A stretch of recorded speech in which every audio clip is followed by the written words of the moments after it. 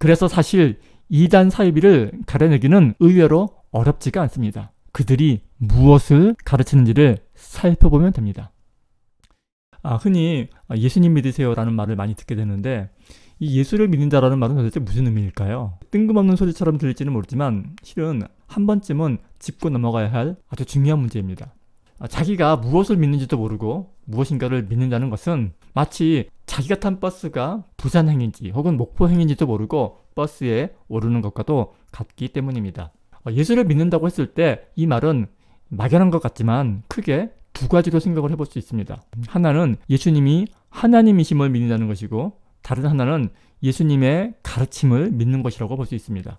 예수님이 하나님이심을 믿는다는 말은 예수님께서 신적인 존재임을 믿고 숭배한다라는 의미가 강할 터이고, 반면에 예수님의 가르침을 믿는다는 말은 예수께서 살아생전 했던 말씀이나 이 가르침을 믿고 따른다는 데에 더욱 주안점을 둔다는 의미일 것입니다. 이 종교로서의 기독교는 당연히 전자, 즉 예수님을 하나님으로 믿고 섬깁니다.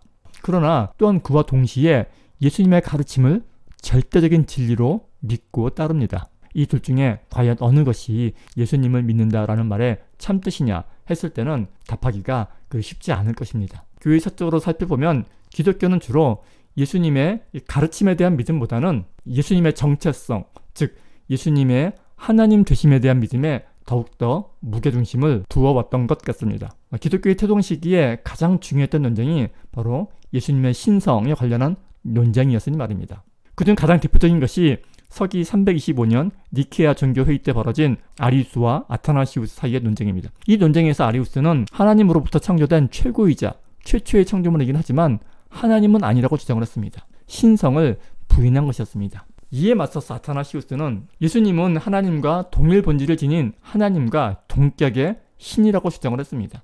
이후에 아타나시우스의 주장이 정식 교리로 채택이 되고 예수님의 하나님 되심, 즉 예수님의 신성을 부인하는 모든 주장은 이단으로 정죄를 받습니다. 제 아무리 예수님의 가르침을 뛰어나고 설득력 있게 가르친다 해도, 이 가르침뿐만이 아니라 예수님의 가르침대로 평생을 이웃을 사랑하고 봉사하며 살아간다 해도 이 예수님의 하나님 되심에 조금이라도 동의하지 않는다면은 산처럼 불에 태워져야 했던 것입니다. 저는 가끔 이 교회사를 공부하다가 과연 예수님께서 자신의 정체성에 관한 의견 차이로 서로 간에 산처럼 불에 태워주기는 이 종교인들을 바라보면 뭐라 하실까 하는 이 씁쓸한 생각이 들기도 합니다.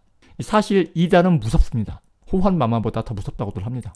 실제로 우리 사회는 신천지, JMS 등 수많은 이단 사이비에 의해 사회적 혼란과 더불어 피해를 보기도 했습니다. 그러나 이와 함께 우리가 깊이 한번 생각해 보아야 할 점은 그로 인한 피해의식 때문에 이 정작 중요한 예수님의 가르침을 소홀히 하고 있지는 않은가 하는 점입니다.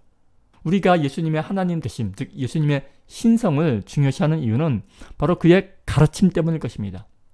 아무리 하나님의 가르침이라 할지라도 그의 가르침이 이 보편적인 공의와 사랑에 어긋나는 것이라면 우리는 그에 대한 믿음을 다시 한번 생각해 보아야 합니다. 도저히 이해되지 않는 성경 구절이나 구약시대의 갖가지 에피소드를 단지 하나님께서는 우리의 이성을 초월하시는 분이시다라는 이 막연한 명제 속에서 무조건적으로 믿고 따르려는 태도나, 혹은 자신과 진리에 대한 입장과 이해가 다르다고 해서 무조건적으로 배척하고 부정하려는 태도는 좋은 믿음도 올바른 신앙도 아니기 때문입니다.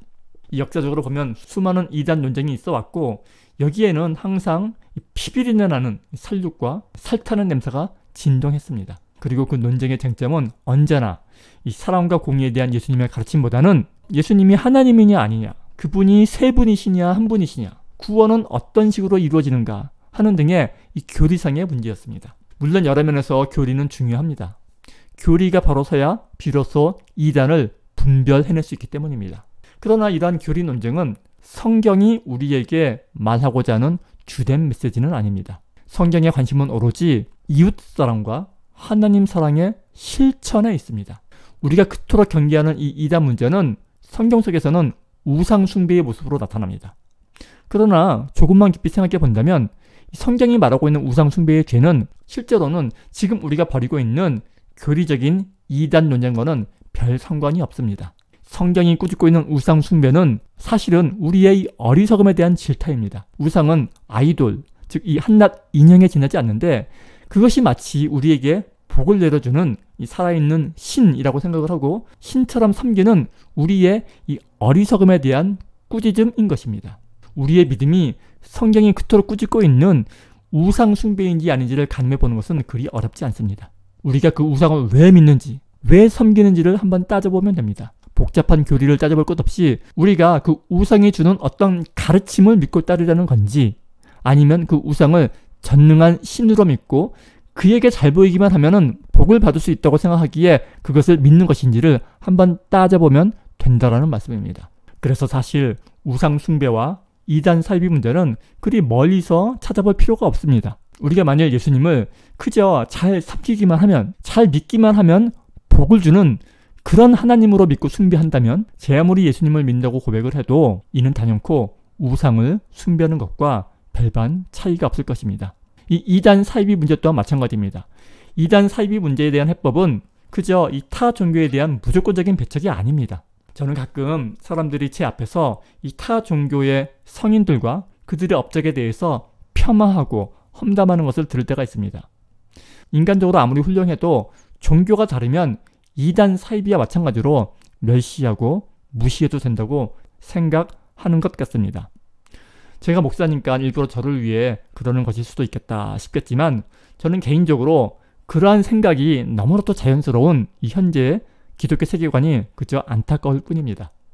성경은 원수까지라도 사랑하라 말씀하시는데 제가 아무리 생각을 해봐도 인도의 간디 수상이나 불교의 법정 스님이 그 원수보다 못할 이유가 전혀 없을 것 같아서입니다. 제가 신학적으로 얼마나 더 깊이 공부를 해야 저도 그들을 다르게 평가하게 될지는 모르겠지만 지금의 저로서는, 이 현재의 저로서는 예수를 사랑했던 간디나 무소유를 주장하고 몸소 실천했던 법정 스님이 기독교 종교 재판장의 그 어느 성직자보다 훨씬 더 존경스럽기 때문입니다. 왜냐하면 간디나 법정 스님은 최소한 이 삶 가운데 예수님의 가르침을 몸소 실천하고 사신 분들이었기 때문입니다. 저는 예수님을 믿고 따른다는 것은 예수님의 가르침을 믿고 따르는 것이라고 생각을 합니다. 우리가 예수님이 하나님이심을 믿을 수 있는 것은 그분의 삶이 그분의 가르침과 조금도 어긋남이 없었기 때문입니다. 만일 예수님의 가르침이 사랑과 공의의 실천이라는 이 보편적 가치에 부합되지 않는다든지 혹은 그분의 삶이 그분의 가르침과 동떨어져 있다면 저는 제 아무리 예수님이 기적과 이적을 행했더라도 하나님으로 믿지는 못했을 것 같습니다. 종교가 의미 있는 것은 그 가르침이 의미 있기 때문인 것입니다. 그래서 사실 이단 사이비를 가려내기는 의외로 어렵지가 않습니다. 그들이 무엇을 가르치는지를 살펴보면 됩니다. 이단 사이비는 필경 서로 사랑하라, 서로 용서하라 라는 이 삶에 대한 예수님의 가르침보다는 예수가 누구이며 어떻게 해야 천국에 갈 수 있고 어떻게 해야 구원받을 수 있는지에 대한 이 교리 부분을 강조할 것입니다. 물론 천국에 대한 소망은 우리의 신앙에 있어서 중요한 부분입니다. 그러나 기독교인의 진정한 믿음은 어떻게 해야 천국에 갈 수 있느냐 하는 교리에 대한 믿음이 아니라 하나님을 사랑하고 이웃을 사랑하라는 예수님의 가르침에 대한 믿음이 되어야 할 것입니다.